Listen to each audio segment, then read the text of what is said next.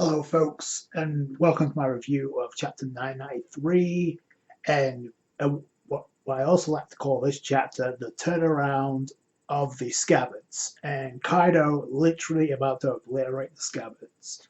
Now, I said in my last review that was probably what's going to happen because all this damage, all these techniques by the scabbards inflicted to Kaido, while they were cool, it still didn't do any significant damage, and it's only a matter of time before a Yonko was going to turn it around, and as he should, because the narrative of the story is Luffy has to get to the top, and this is the only way to stall Kaido until then. But something has to happen to the scabbards. Maybe not all of them get killed, but I feel like after this chapter, yeah, at least one or two are going to die, for sure. And maybe, I don't know if that's going to happen before Luffy gets up there, or after Luffy gets up there, but it's going to happen. So in that aspect, I like it a lot. Also, the setup it's pretty evident that Oda is like teasing the waters with Luffy getting to the top. Like there's going to be something that gets in his way, but there's going to be some way of helping him out along the way. So speaking of which, we start the cover page in this chapter with hopefully the ending of the Capone cover stories with Chapon and Lola. And what's interesting about this is actually Gotti and Lola get hitched, they get married, which is something that Lola's been pushing for. She wanted it ever since she left Whole Cake Island. She gets to choose the man of her dreams, apparently, even though she's been asking everybody and getting rejected. But now she hasn't been rejected, and now she's married into the family, pretty much. It's one big happy family. I do like how Pez is like bouncing on top of Pound's head. That was kind of funny. So it's a happy reunion again. It looks like this could be the end, because hopefully everyone can move up to another cover story. That, unless this one has some type of meaning into what's going on right now, Wano or post Wano, I don't see any reason to drag this out any further.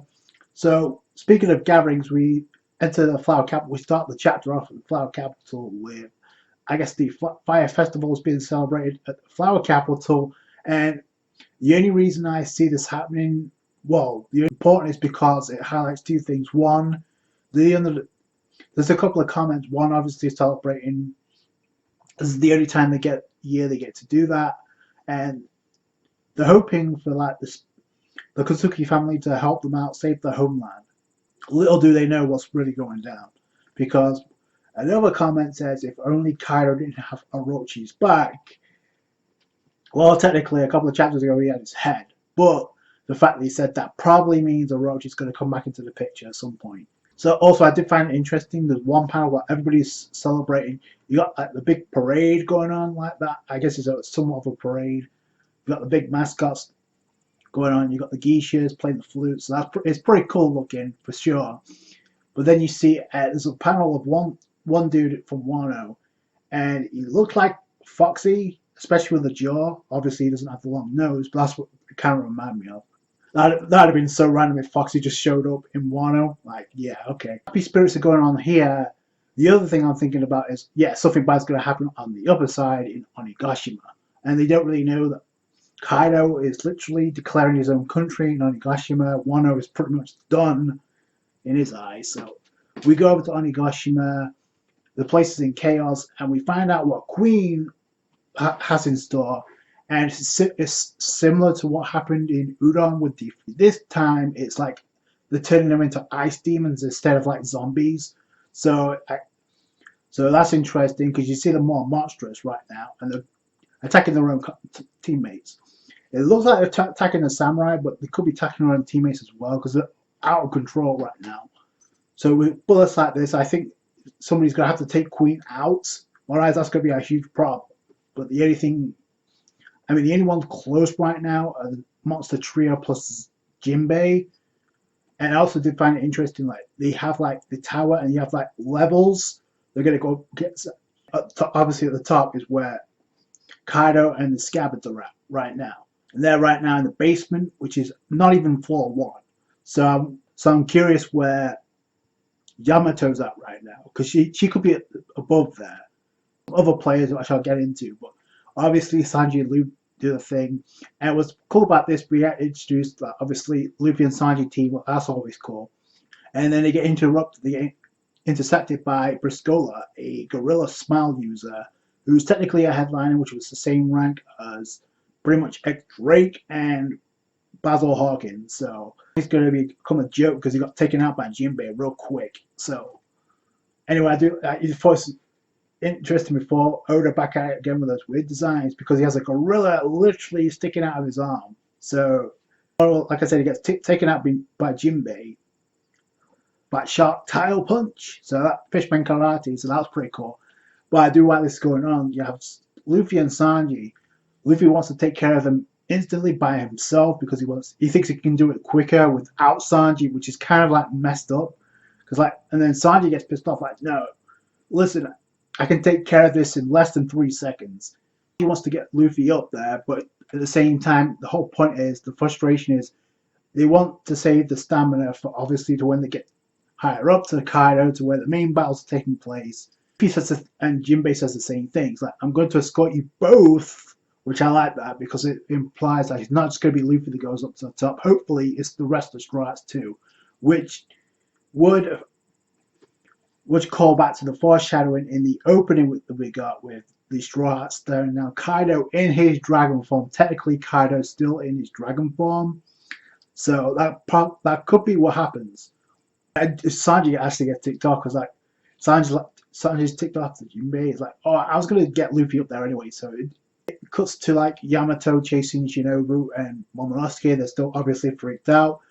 You see a cat with a mask over it with one eye symbol, and we find out that it's Bao Hong.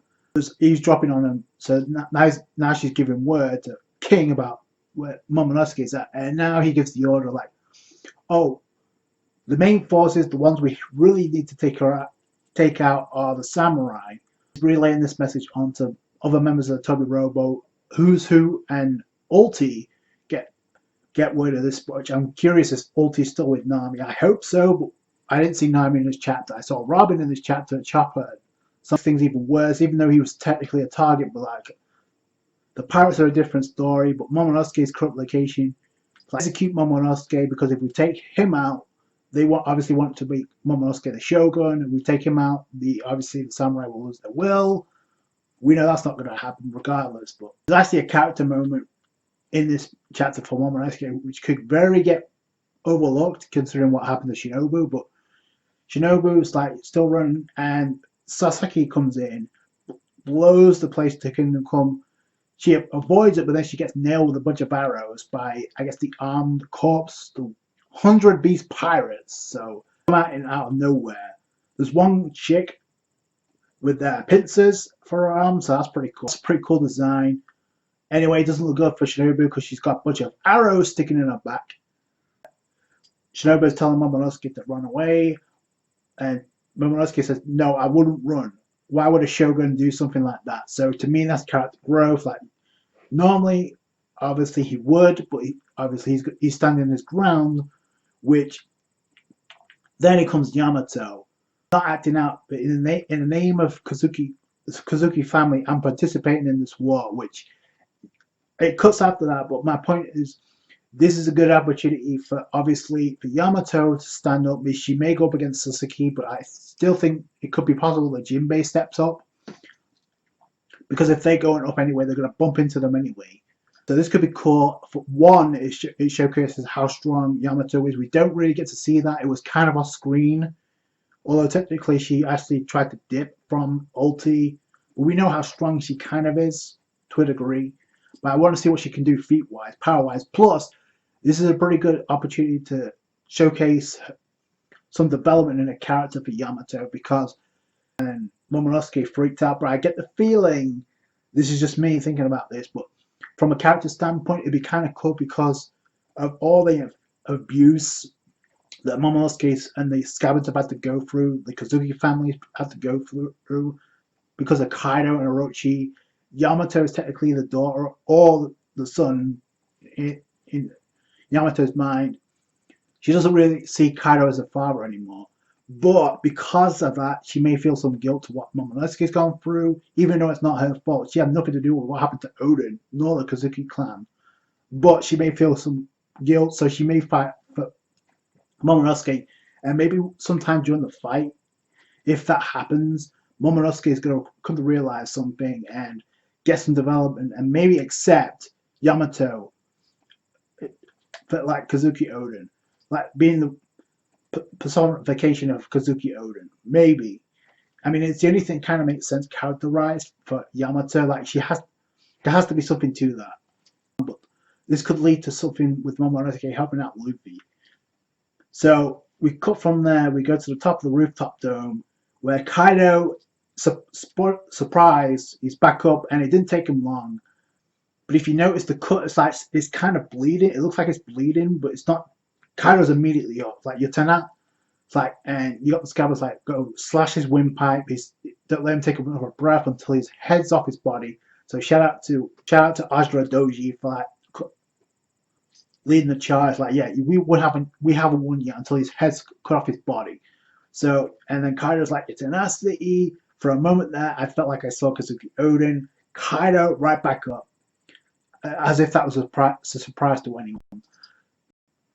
But here's the thing that interested me. This goes back to Kaido's personality. It says, for a moment there, it felt like I saw Kazuki Oden. I wouldn't have minded if you managed to kill me. So Kaido's still back out again. Like he wants to die straight up, and he's like, when my wound aches, he's reminded what happened with Kazuki Oden. Never be someone as monstrous as him again, which means nobody has monstrous strength yet to deal that much damage that Oden inflicted to Kaido. So with only this level of strength, you won't be able to open up my wound. So even though it's bleeding, it's still not enough. So all the negative criticism was thrown about Kaido being dealt damage to the scabbards. Like yes, it was affecting Kaido, but it wasn't doing substantial damage. It didn't knock him out. Of that, because holy shit, he let loose. He sends up shockwaves at I guess some wind size. That was pretty cool from Kaido. So before it was lightning with his breath. Before then it was fire. Now it's wind, and the only thing he's missing now is the earth. And we have the Avatar Kaido on our hands. So he senses wind sides, and Kiku feels that gets the worst of it because Okiku's arm gets cut off, sliced off, and that's how the chapter ends with Izu and Kinema looking on and Kiku looking shocked. And this is where the turnaround after the scabbards kicks in. Like I don't know if this means Okiku's gonna die, which I'll get into, but the whole thing about like they're too weak to do any substantial damage to Kaido, and so here's the thing that comes to mind when Kaido mentions this, when he says like it's not like dealing with Oden at all. Like you don't even come close. So I feel like the only things I'm thinking about right now that may do some substantial damage to obviously Luffy, but it's going to take something much worse to put him down, at least to not only to defeat him but to actually hurt him. So we know Rio can affect Kaido.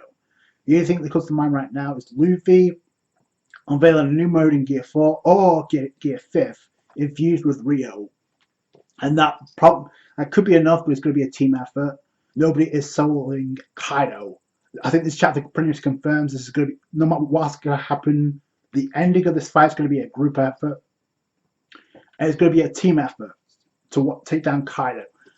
The other thing that I think about is like Zoro, and I know a lot of people get sick of this theory. It's nothing to do with Zoro killing Kaido, but Zoro has to have a role. I've said this too many times. It sounds like a broken record, but the fact that Kaido will not shut up about Oden, like you don't even come close. The only thing I think of right now is Emna right now because Zoro has it, and there's no reason to give Zoro Emna if it's not going to play a role. I mean, that's just straight up. I don't know how much damage it's going to do to Kaido, which also brings up the question, do you think it's possible that the Amino Habikiri, the sword that was supposed to be inherited by Momonosuke, will also play a role in this fight because it was both swords that scarred Kaido, not one. So, but I feel like that's the only thing that could probably do some damage. but I'll get into. Obviously, it's going to be a team effort. I don't think anybody should be doubting that. But yeah, it's not looking good right now for the Scabbards. And like I said, I thought this was going to be the turnaround. Unfortunately for Okiku, I never expected Okiku to be the first one to take a critical blow like this. And we have seen, like we saw Law lose an arm in Dressrosa at the hands of Doflamingo, but the thing was, you have Mon Cheri to like stitch the arm of Law and heal it back. You don't have anybody to stitch that arm back. So this, and it should be a permanent thing anyway. So the fact that Okiku lost an arm, and if you noticed, Okiku lost the sword because the sword gets cut in half, so no deal with. So that two sword style goes right out the window. But like I said, it could have been a lot worse. Okiku could have lost a head or leg. That may still happen. But right now, the fact that they highlighted that probably means that Okiku's not going to die. And I think if something was to happen, try and kill Okiku, I think Izo will step in to like probably take the bullet. Because it wasn't it. What there's a couple of chapters ago, didn't Izo say like I get to die as a retainer or a samurai in Wano again, something on those lines. So that was foreshadowing a death. So I could definitely see Izo doing something to protect Kiku after all this time. It doesn't make sense to have Kiku killed now because they just reunited. In Momonosuke, the fact that Yamato could have a moment and it could also involve Momonosuke, and maybe this actually triggers Momonosuke to actually use his dragon form to get Luffy up to Kaido because of all that fear he has with Kaido, the trauma he's been having. So maybe he lets go, and maybe Yamato is probably the key to like. And then obviously thinking about Luffy, maybe Momonosuke is going to be the one because Momonosuke didn't want to run away. So I feel that's going to play a role. And Momonosuke could be the one to get Luffy to Kaido. Maybe something to do with the initial final blow. I mean, Momonosuke has to be there. So that could play a role. Also, there's another way that Luffy could get up there. And they've been Oda is highlighting the fact that he wants Luffy to get up there, but now's not the time. So do you think it's possible that Luffy is going to get to the top of the dome before Chapter 1000 or at Chapter 1000? Because I personally feel it should happen before. And why that Luffy does, because right now it kind of seems like something bad could have happened to the Scabbard. Maybe all of them perish, maybe some of them die before then, and that triggers Luffy. Law could show up with room, and maybe Kick could join along, and we have like the Supernova Alliance on top of the Skull Dome, plus the Straw Hats, and that's where the final battle kicks in. It's at the start of the chapter. It says like the third act, Act 3 of Wano is at its climax, pretty much. So I don't know what that means. If we're going to get another act, or if this is going to be like the finale. That could be another way that Luffy gets up there. It's going to happen sooner or later with the Supernova Alliance. That'd be cool. All in all, that was a great chapter. Not such a great moment for Kiku, but I don't know if it's going to mean Okiku's going to be the first to die, or if Izo's going to step in to like protect Okiku, maybe sacrifice his life. We'll see where that goes. Kaido in its monstrous form, and something that I really appreciated is that Oda had Kaido do this while having his dragon form. He didn't revert to his Oni form like he did against Luffy. Like, no, he straight up did this in his dragon form, which I think he needed, because Kaido, to be taken seriously, usually is in his Oni form. He has the most feats. Like, he KO'd Luffy in his Oni form. He took some damage, but he hasn't really killed anyone. I mean, he took the hit from Odin in his dragon form. He's been taking hits from the Scabbards, but now it's a pretty cool way of like hyping Kaido up. Like, oh, it's not. And if he can use other elements with his breath besides fire and lightning, like wind scythes, what else can he do? So this was pretty smart on the part of Oda. Let me know what you guys think down below. I thought it was a great chapter. Let me know what you guys think in the comments below. Like the review if you did. Hit that thumbs up. I appreciate that. That's going to do it for you guys. Thanks a lot for the support. I appreciate that. Helps out the channel. Subscribe to the channel for more One Piece. Catch you guys later. Thanks, guys. Bye.